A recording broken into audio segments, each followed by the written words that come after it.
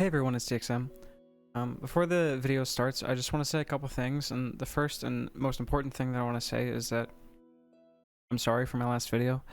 That video was kind of rushed, and it came out, I think, the same day that Blizzard had announced the massive catweaving changes and buffs, and that really threw a wrench in my theory crafting. I anticipated it to not throw as big of a wrench as it did, but unfortunately, as it turns out, stuff like taking Nature's Vigil and Innervate and how we catweave is pretty outdated in that video. I left a pinned comment under the video a while back explaining this as best as I could at the time, but I still feel like I needed to do my due diligence and, apologize for that in this video because it's really important to me and I don't mean to mislead people, so I hope you guys can forgive me for that. I'll try to do better and be a bit more thoughtful when it comes to putting out new content. Really, I just wanted to get a video out before I was busy pushing at the start of the season.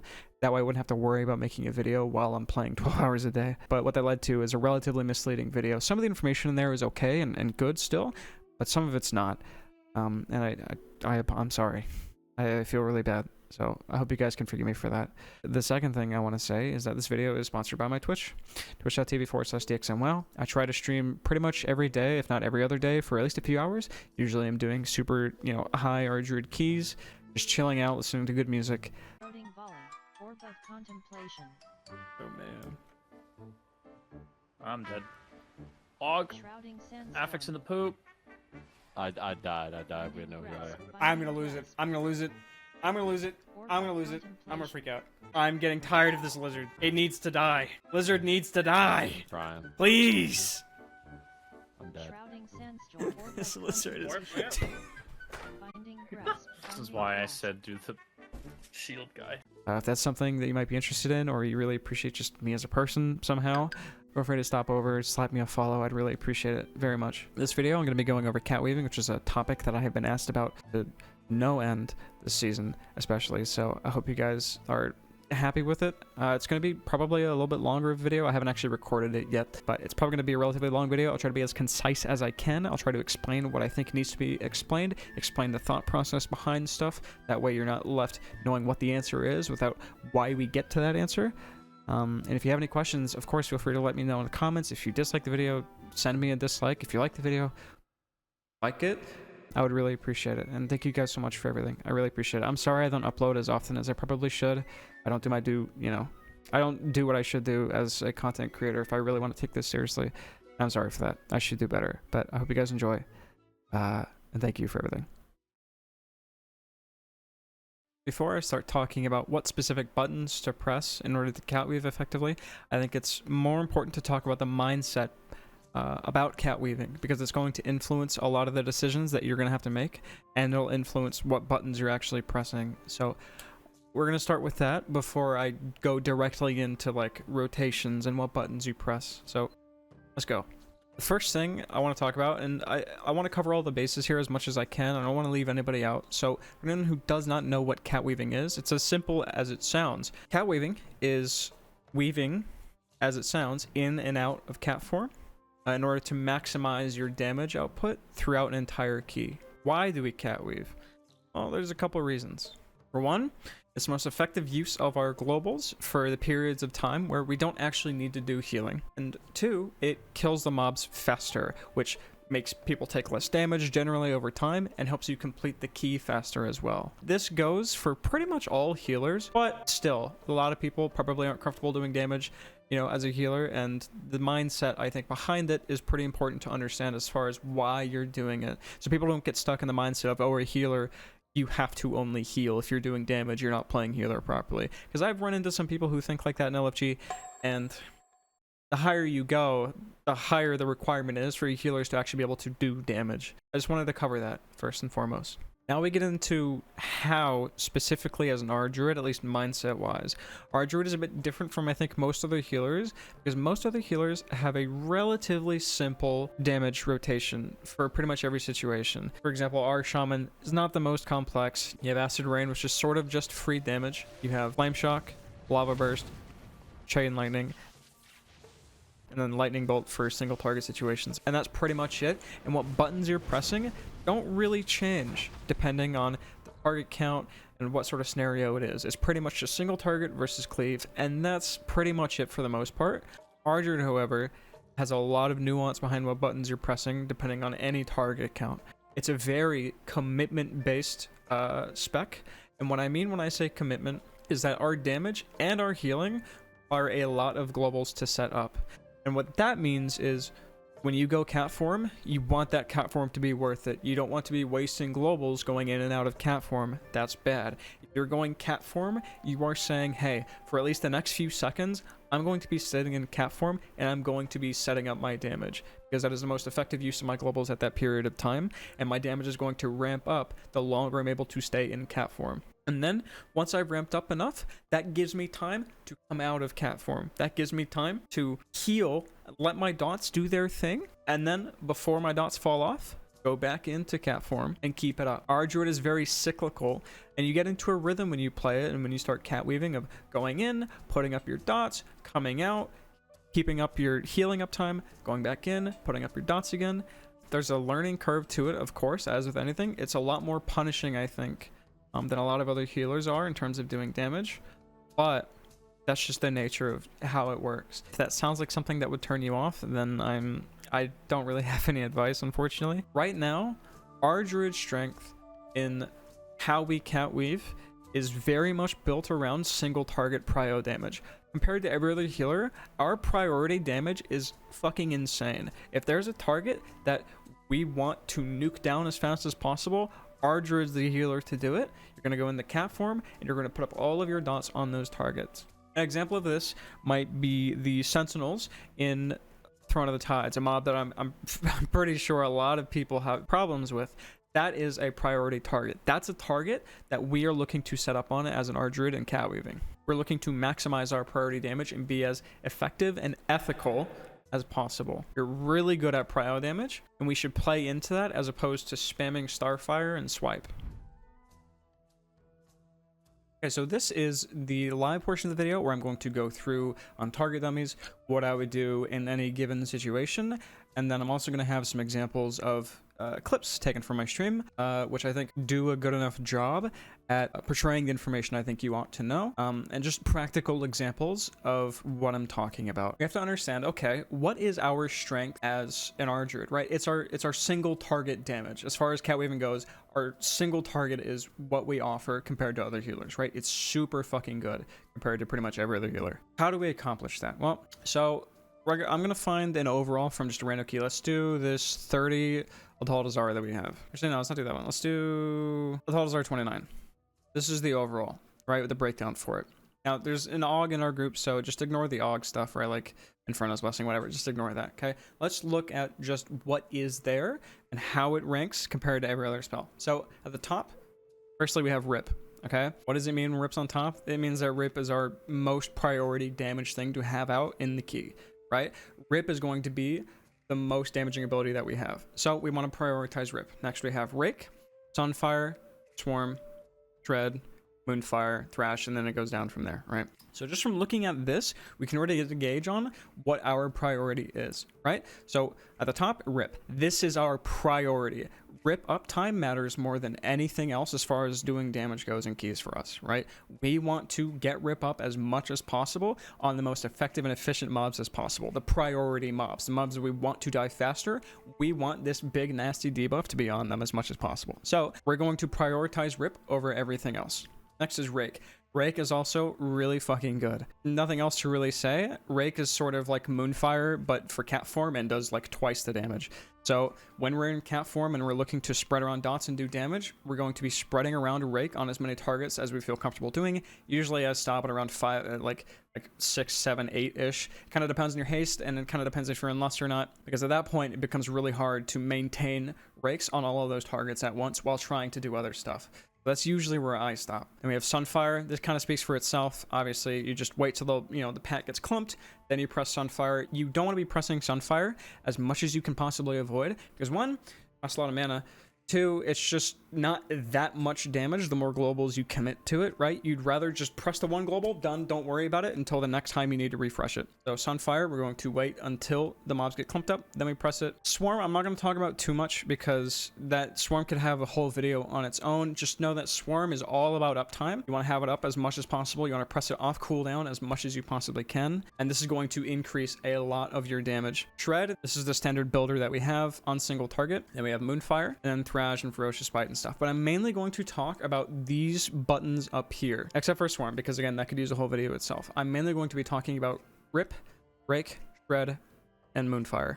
These, I think, are the most integral to Catweaving as it stands currently, and then later I'll get into Ferocious Bite and Thrash and stuff. So we've seen the breakdown, right? We've seen what our priority should look like. Let's go over how to actually accomplish that. And we're going to first start off with single target. As I said, our single target is really fucking good. And some of what I'm about to talk about will transfer even into like large packs of mobs that we pull, mainly to do with our priority damage. But I'm getting ahead of myself. Let's talk about our single target. Let's say this is a pure single target boss. What buttons are we going to be pressing and how are we going to prioritize them? First and foremost, if we can, we're going to start off. Let's say this is a boss, the Dungeoneer's training dummy. Let's say this is the boss, right? What I want to do always, as much as I can get away with, is start it off in stealth. Why? Because if you're in stealth, Rake deals 60% increased damage for its duration. You really want that. It's just a lot of free damage. Rake does a lot of damage on its own. For one global, this does 115,000 damage, just baseline in the tooltip. If that gets increased by 60%, you know, you can do the math. That's a lot of damage for a single global. So if we can start off from single target from stealth, we want to do that. We're looking to do that. So we're going to run in, open up from stealth, Rake the target. Okay, now what do we do? And this is already immediately where decisions start coming into play. This is where you have to start thinking on your feet as far as what globals you're going to be pressing in the future and what you can and can't get away with. We've already opened with Rake. We really want to get Rip up as much as we possibly can. How are we going to do that? Well, obviously, right? Let's say we start from stealth, Rake, spread a couple times, right? Put up Rip, okay? But that can depend. So something I haven't talked about up until now is Rip doesn't actually do anything if you extend the combo points, or if you add more combo points to Rip, it doesn't do anything but extend the duration. You're not getting more damage by using Rip at 5 combo points. You're strictly just getting a longer duration. Generally, that means more damage in like an indirect sense because it gives you more time to build combo points to reset your Rip and do other things, and generally, indirectly, it increases your damage. But in terms of actual numbers, using more combo points in Rip does not do anything at all but increase the duration. What does that mean for our gameplay? It means that when we're putting up Rip on any mob, we get to decide how long that Rip is going to be. The damage is going to be the same no matter what, but we get to decide when we put up Rip how long we want it to be and how long it will be until that mob dies. So let's say I'm hitting a mob right now. Let's say this is a mob that's towards the end of a pack's lifespan. I want to put up Rip because it's still going to be a good amount of damage, but I think it's going to die in 24 seconds. I'm going to lose value on that 5 combo point Rip. Well, I might decide, you know what? I'm going to hit this mob, right? I'm only going to rip him for 3 combo points because I think he's only going to live like 15 seconds, right? That's a decision that you would have to make on a single target situation, but let's ignore that. Let's say this is a boss. We just want to go in, do damage. What buttons in particular are generally going to be the best way to accomplish our single target damage in most situations? It's going to be something like this. You're going to run in, you're going to rake for that extra damage, shred a few times to get Rip up just as fast as possible, come out, Moonfire, then you can Sunfire if you think you can get away with it, go back into cat form, and then at this point, all you are doing is spinning these plates as much as possible. Rake's about to fall off, reset Rake. Rip's about to fall off, reset Rip, come out, Moonfire, Sunfire again if you think you need to. Generally, you'd rather save those extra seconds to shred a little bit more, but you can reset it early. It's not the worst thing. The important thing to note about our single target is that between pretty much every 5 combo point Rip, as long as we have pretty much full uptime on spamming Shred and stuff, we can get 1 5 combo point Ferocious Bite. For what it's worth, Ferocious Bite does damage, but you really would rather press Rip in pretty much every single situation. You would rather press a single combo point Rip, especially if you have swarms out and everywhere. Ferocious Bite just does like half the damage of Rip. It is not worth it, especially with swarms flying around everywhere. You'd rather just press Rip pretty much always. Once again, say this is a single target boss. We're going to go in, we're going to rake for that extra damage, we're going to shred a couple times. I'm already at 5 combo points, so I'm going to put up Rip, come out, Moonfire first because it does more damage, and then Sunfire. Go back into cat form, jam some shreds, right? Oh no, our Rake's about to fall off. Reset Rake. Our rip's about to fall off. Then we're gonna reset rip. Come out, Moonfire, Sunfire again, and that's going to be the crux of what you're doing on single target. Now there's some fluctuations to that because let's say it's during Lust and let's say it's during Heart of the Wild, you're probably not inclined to press Sunfire. It just doesn't do enough damage per global compared to just spamming Shred. But if there's any more targets than just one, you would press Sunfire. But that's the one sort of scenario where you don't really want to press Sunfire as far as I'm aware. I do sometimes just out of pure habit.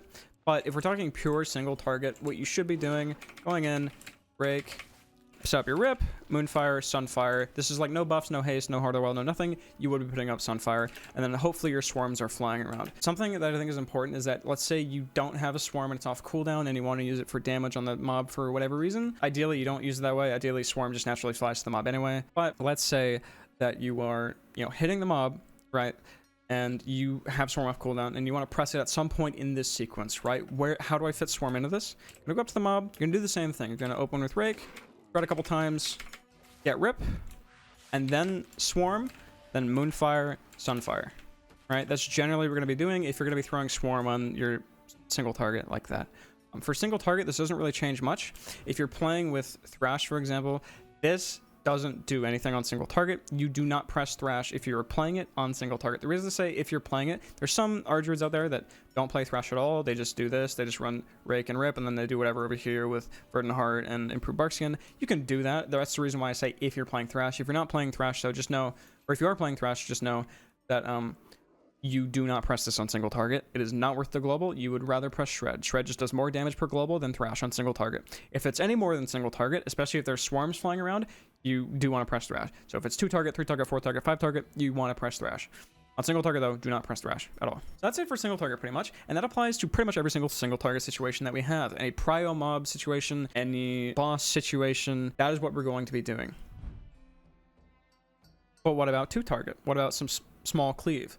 This is where things amp up a little bit in terms of difficulty and where your brain really has to start turning in the moment. So on Cleave, we're really good at single target. Something we're not great at doing is AoE. But small Cleave, we're still pretty good at doing, albeit it's a little bit more tedious. That whole plate spinning aspect of us being on a clock with keeping up our dots as much as possible, that applies to small Cleave as well. Usually it's like 3 target, I think, is where the cutoff is. Obviously it kind of depends on your haste too a little bit, but generally for me it's like 2 or 3 targets where I stop worrying about this. But what we just did to that mob on single target on this target dummy, we're doing that on 2 and 3 target as well, right? So let's say this is 3 targets. How are we going to go into this pull? Well, kind of depends. Let's say we can't start from stealth, right? Let's say we're chaining into a pack of 3 or something, and we just want to get our damage started. We're going to open up with a Sunfire. If I'm running in, I might spread Moonfires around just till I get there. Then I'm going to go Cap Form. I'm going to Thrash first. Rake, Rake, Rake. Put up Rip on the target, on the prio target. Let's say that the one I just ripped is the prio target. Come out, reset. Going to keep up the same dots over and over. I'm not letting the Moonfires fall off as much as I can. I go back in, put up Rake on that one. I have another Rip coming up. I'm going to place up that Rip. And you get the idea, right? We are just juggling all of these dots as much as we can, as effectively as we can. 3 target becomes a little bit difficult, but 2 target is actually not that bad. And I'll show you right here. You can keep up all of your dots on 2 target with relative ease. 3 starts to become a little bit more tedious and difficult, but 2 target, it should be doable, especially if you have enough haste. So we're going to go in. We're going to say these are our 2 targets, right? The first 2 on the left. A Rake 1, Thrash. Put up a big Rip because I was already at enough combo points. Rake that one, come out, Moonfire, Moonfire, Sunfire, go back into Cat Form. We're going to Shred a little bit. I'm going to Rip him because I think he's going to die in 15 seconds. Right?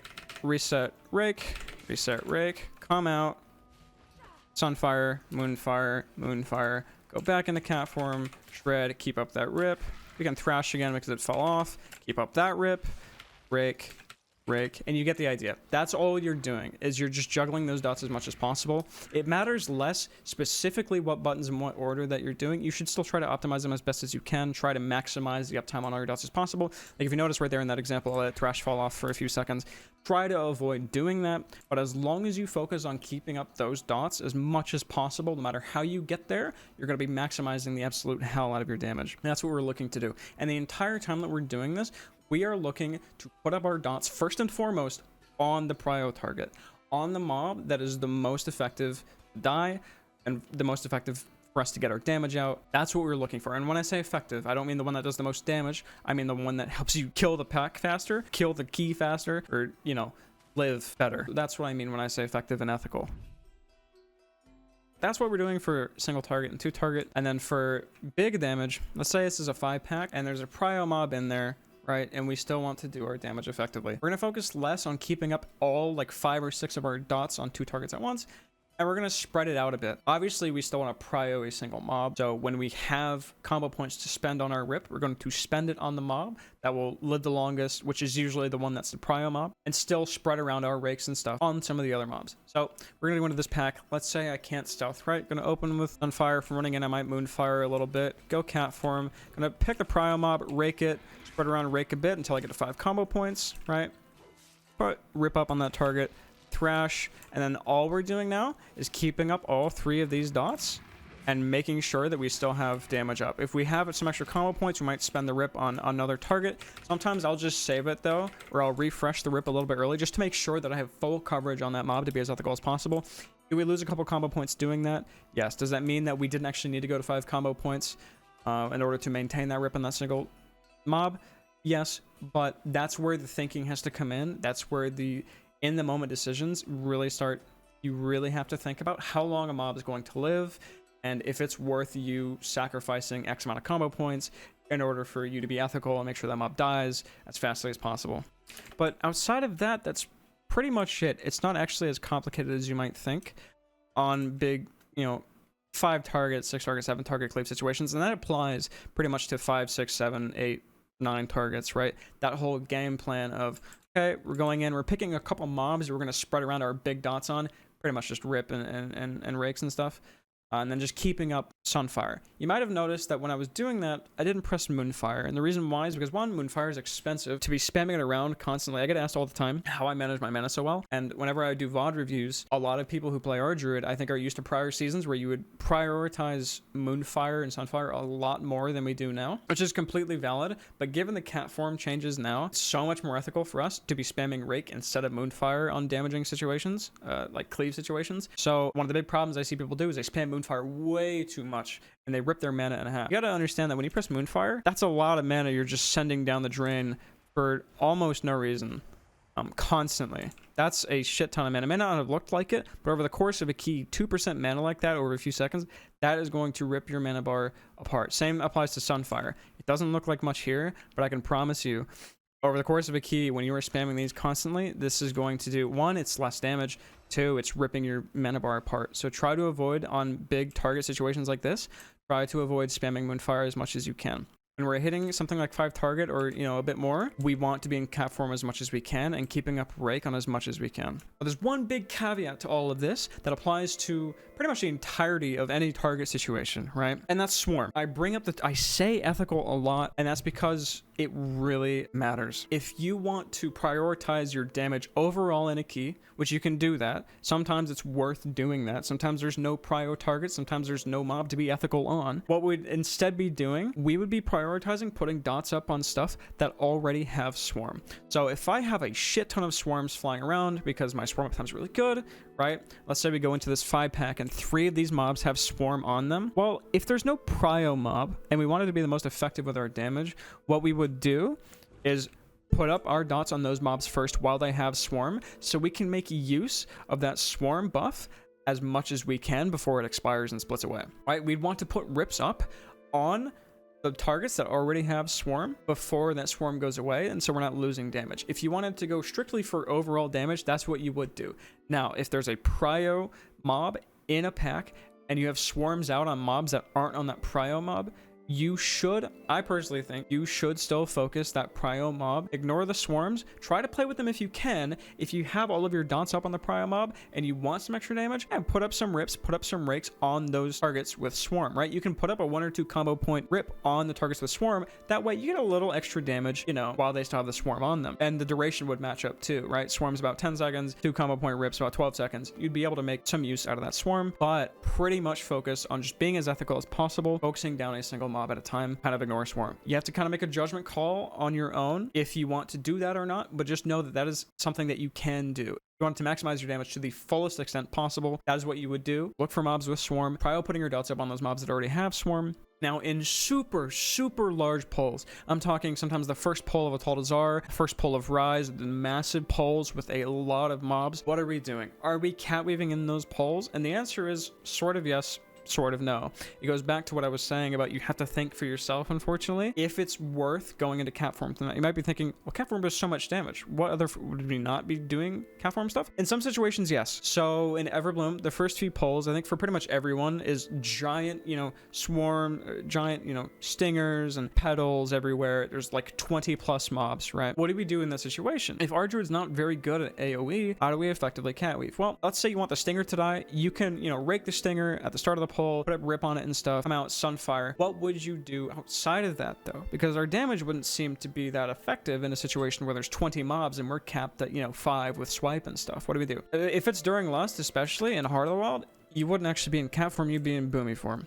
And the reason why is because if you're in Lust with Heart of the Wild and you're spamming Starfire, that's a lot of damage. One, it's not hard to accomplish at all. Two, sometimes being out in range is better than being in melee. And three, it's a lot of damage when you have the haste buff from Heart of the Wild and you have the haste buff from Lust. Spamming Starfire is actually really good in those situations. But that only really applies to like 2 or 3 polls in the current Mythic Plus, pool. Generally, it's not worth or ethical to do that. But some example polls, first poll of Rise, sometimes the first few polls of Everbloom, and the Juggernaut packs on the left of Taldazar. If you lost that pack, it's also worth doing, I think. But other than that, it's generally not worth to go boomy form. Just know that for those few polls, especially if you lost them, it might be worth, instead of catweaving, to do that. But just know that that is very rare. What about Ferocious Bite? Because I haven't really talked about Ferocious Bite that much, right? We're talking all about Rip and how important it is. What about Ferocious Bite? How does that fit into the equation? Ferocious Bite, unfortunately, suffers from being just a strictly worse spender than Rip in pretty much every situation. There are a couple situations where you do bite, though. You could bite in a situation, let's say a pack is pretty much about dead and there's a mob that's about to die,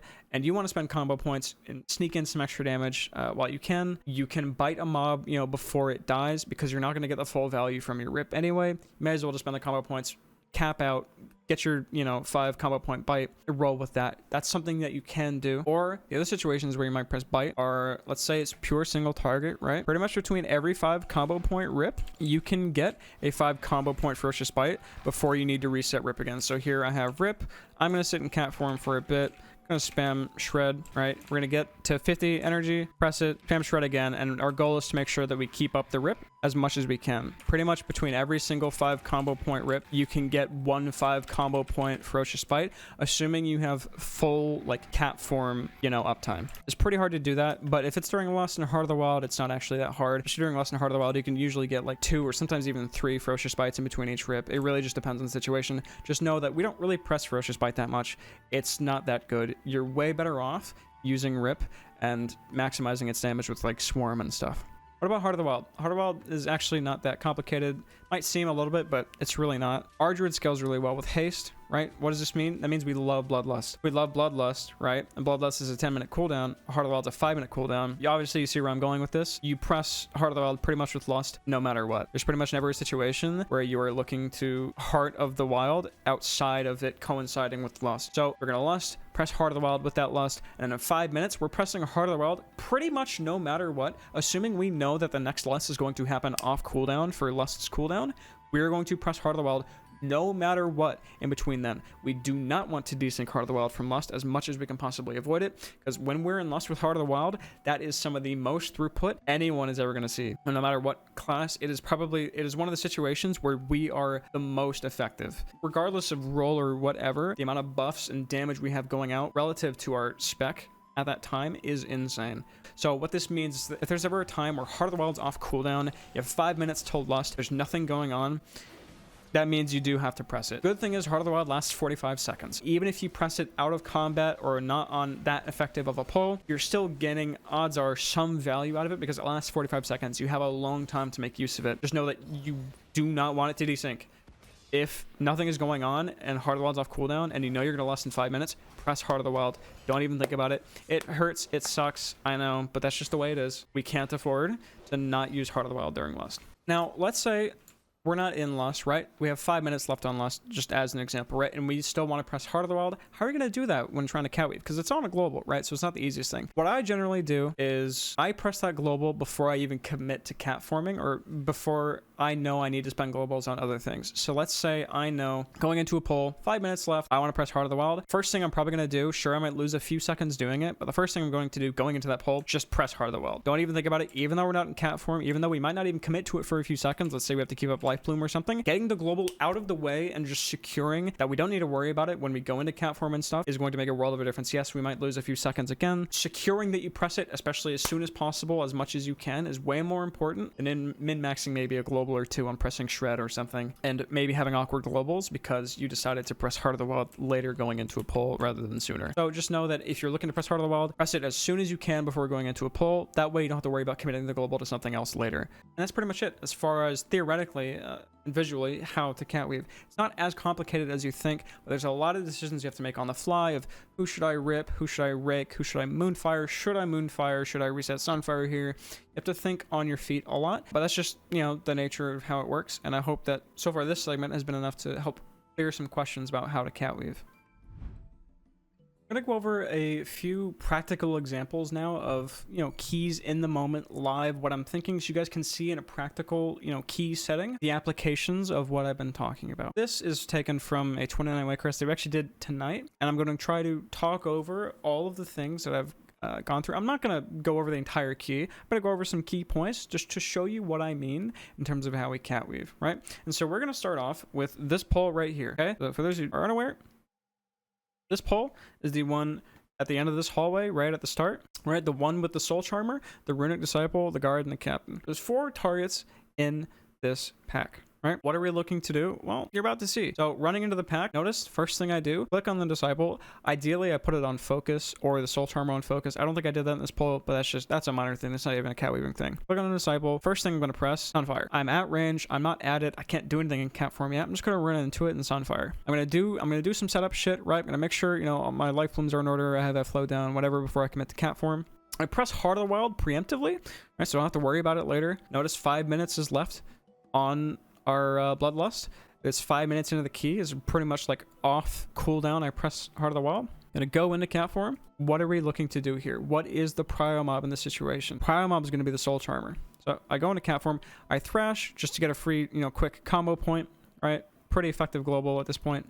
Press thrash. I initially put up Rake on the Guard because it has Swarm and that's the first one I tab targeted to. So I put up Rake on this Guard. I swap to the Soul Charmer. I'm at 5 combo points now. What are we going to do? We're going to put Rip up on the Soul Charmer. The Soul Charmer, if you didn't know in this pack, by the way, is the prio target. It's the one with the most HP, and it's the one that we want to die as much as possible because it just has so many kicks. It's really annoying mob.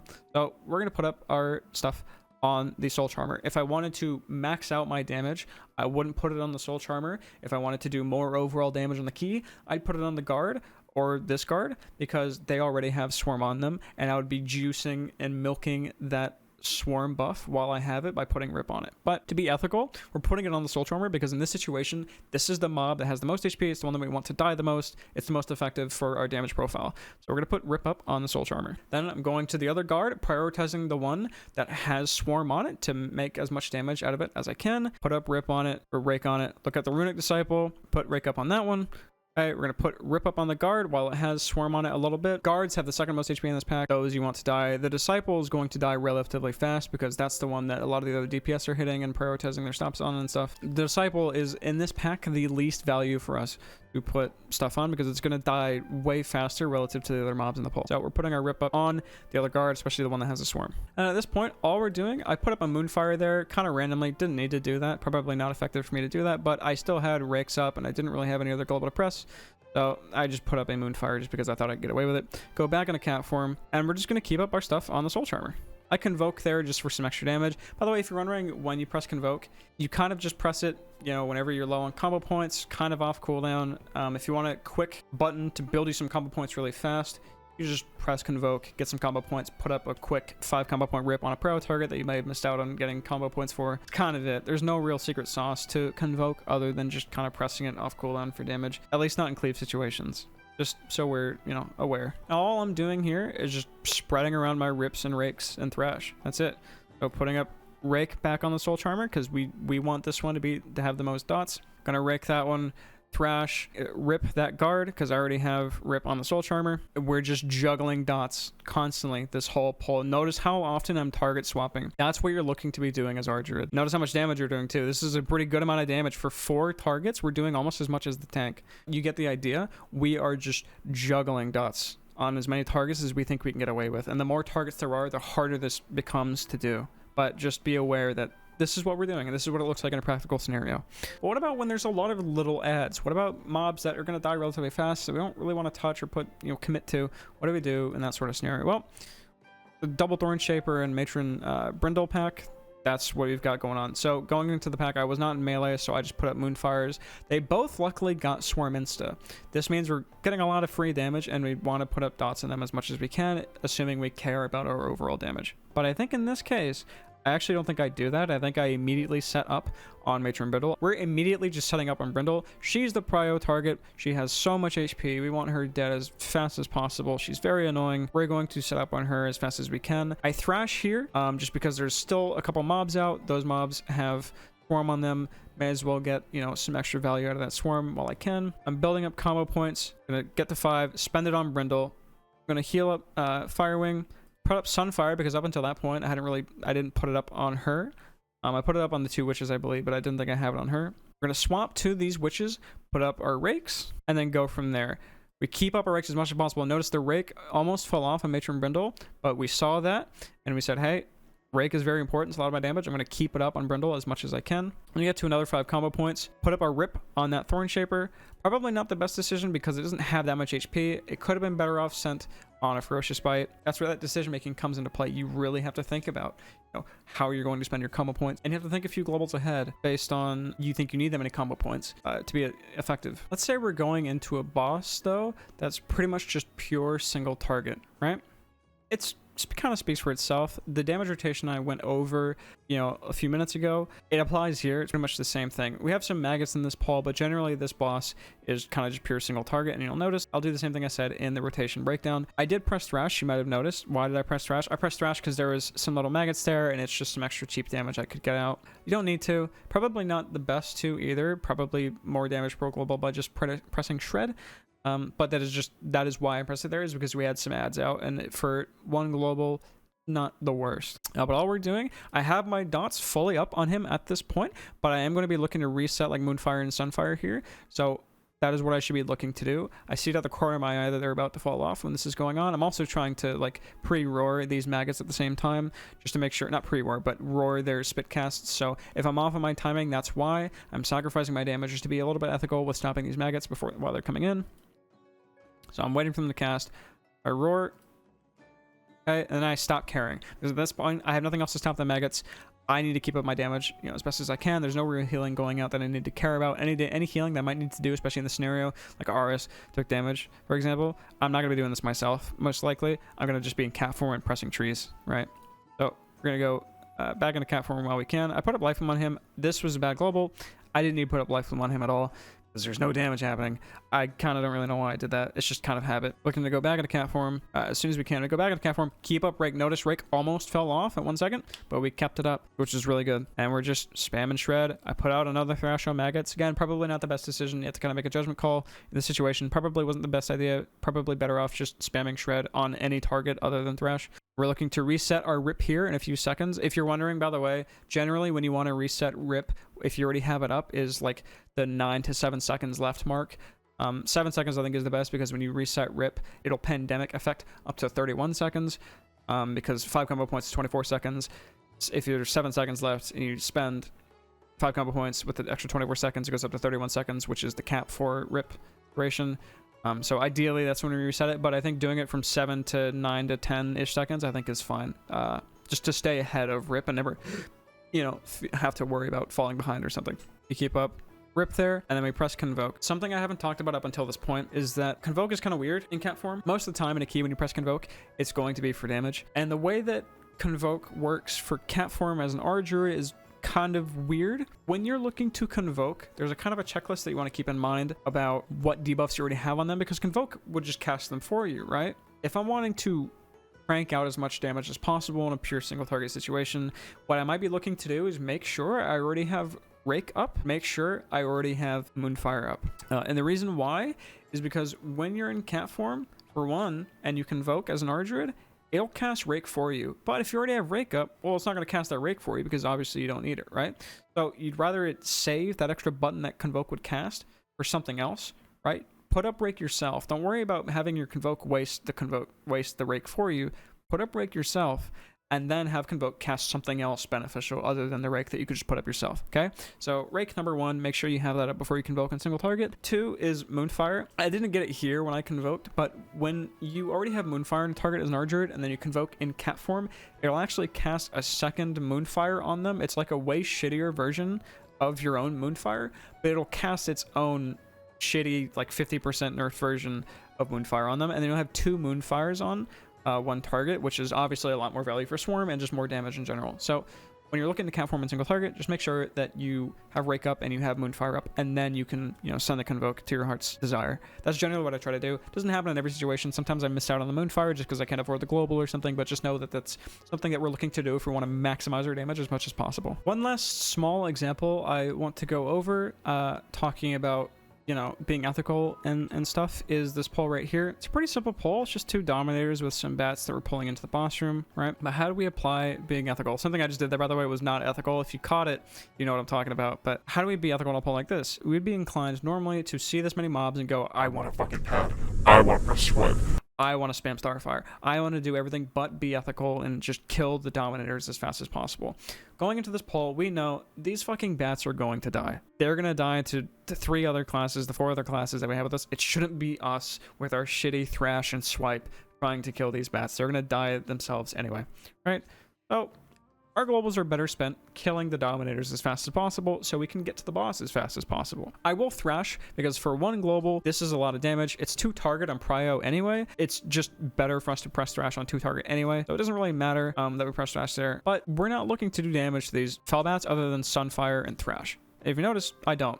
At the start of the poll, I actually did put a rip on. That's because I wanted to be greedy. I saw it had Swarm. I said, fuck it. I'm going to put rip on it because I already had 5 combo points. Just don't do that. It's not worth.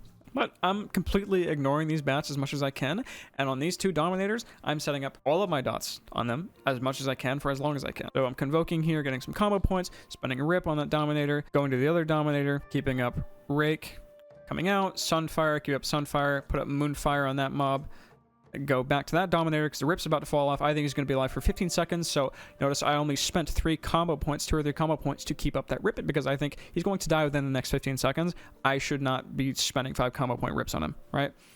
So that's why I did that. And that's it. It really is that simple. In practice, it's a little overwhelming, I think, especially if you're newer to Ardruid. It's probably not as comfortable or as easy, quote unquote, as probably some other healer damage rotations are.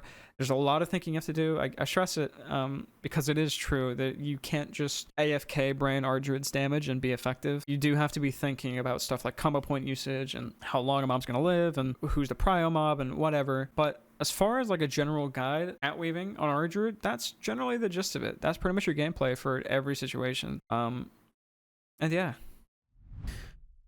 is about the end of the video. I do want to say that, I appreciate you all very much. Again, I'm very sorry about my last video. I kind of rushed it out and I feel really bad. I hope I was able to redeem myself a little bit with this one. I enjoy talking about Ardruid stuff so much. It's the most fun I think you can have in the game is playing Ardruid and keys. I get so nerdy and geeky about it. As far as my understanding, as far as how to Catweave goes, I do want to stress something very important. This is from my own experience. I don't, sit in Discords all day and do math. I don't look at sims. This is just my experience playing Ardruid in relatively high-end, keys and what I've come to discover myself, regardless of anything any other Ardruid says for the most part. So take that into consideration. I'm definitely not like a math whiz expert person on this sort of stuff. A lot of it is just me looking at tooltips, reading numbers to myself and going, okay, this is probably better for me to press in this situation. So yeah, just take that into consideration. If this helped you, I hope sincerely that, it reflects in your gameplay. And I appreciate you all very much for watching and being patient with me. Thank you so much. I'm gonna go. I hope you guys have a fantastic rest of your day. And I'm gonna try to upload a lot more often because I don't know, I just want to. Peace.